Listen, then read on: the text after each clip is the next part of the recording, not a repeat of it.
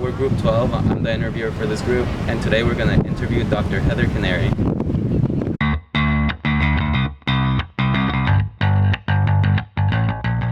Dr. Canary, thank you for spending time with us, answering our questions. Certainly. So, what would you say is your primary area of study? So I study the intersection of organizations and families in the context of health and public policy implementation.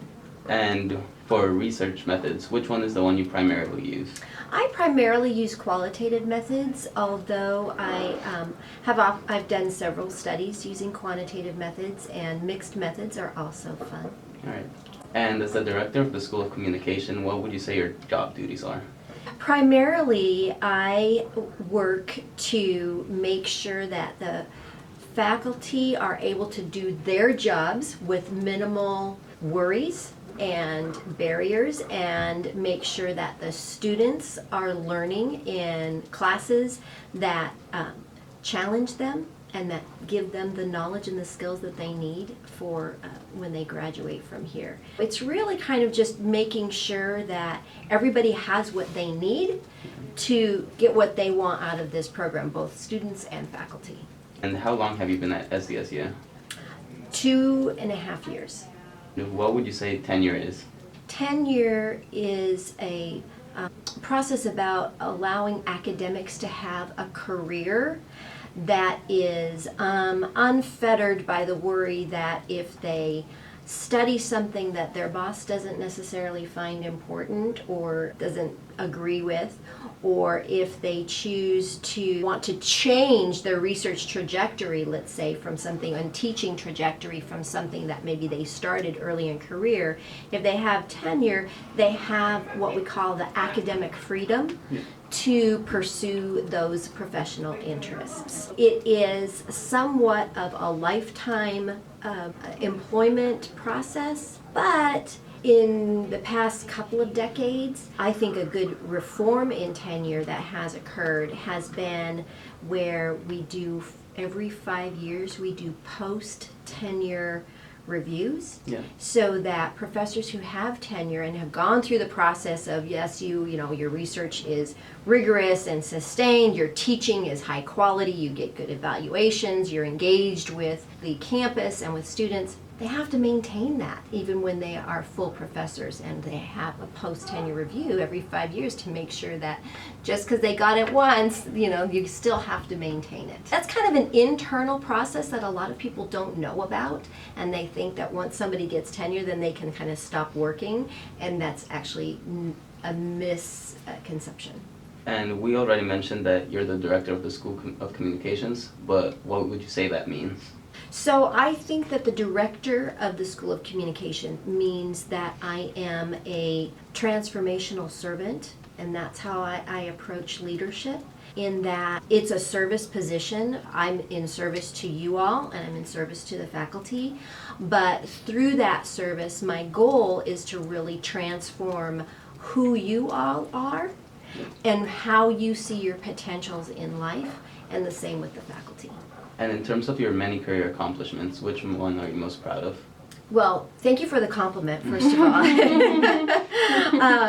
I would say I'm probably most proud of having earned my PhD, because I went back to get my PhD later in life when my kids were in elementary school and kind of reinvented who I was, and that was tough to do. And out of your research journals, which one was your favorite to work on and why?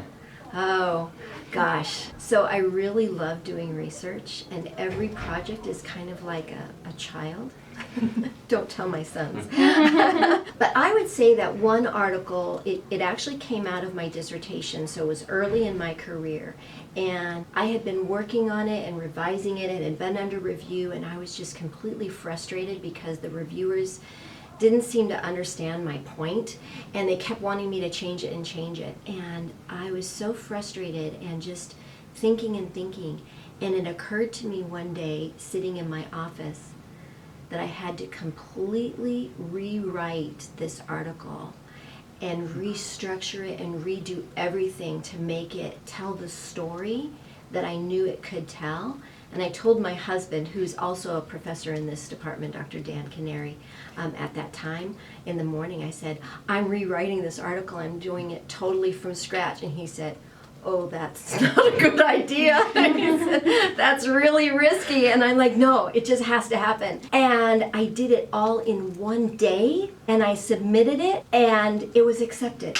It was such a cool experience because I allowed the review process, the people who are really smart and reading my research telling me, you're just not there, you're just not there. And I allowed the review process to refine my scholarship the way it's supposed to. I took a risk, and it paid off.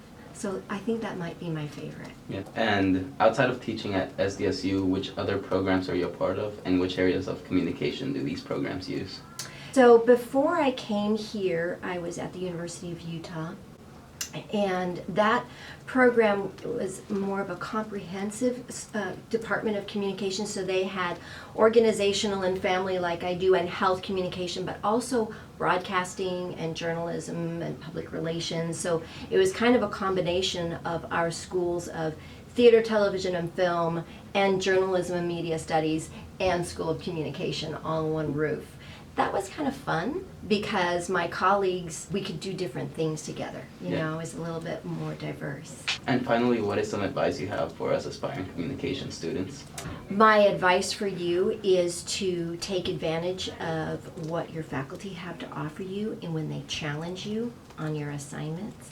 I would also recommend that you do internships, perhaps seek a minor, so that when you leave here with your degree, that you have honed a special expertise that you can take out with you either to the marketplace, to the job market, or on to graduate school. SDSU has so much to offer that not only as comm majors, but as SDSU students, I really encourage you to take advantage of everything we have here to offer. All right, thank you very much. You're welcome.